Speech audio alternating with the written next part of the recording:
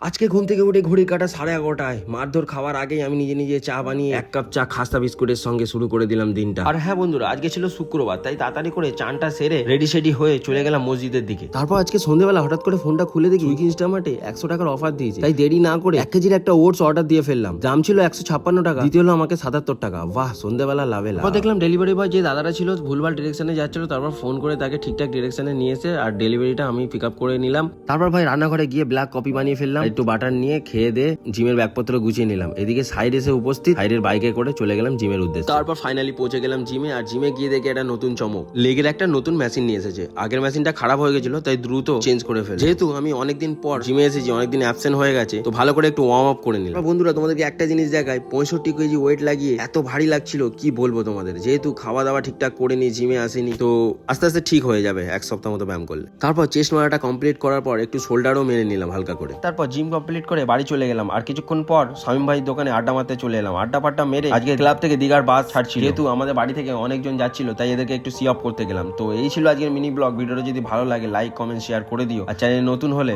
Subscribe করে দিও, আর Facebook থেকে দেখে থাকলে ফলো করে দিও। আবার দেখা হচ্ছে নতুন ভিডিওতে। বাই।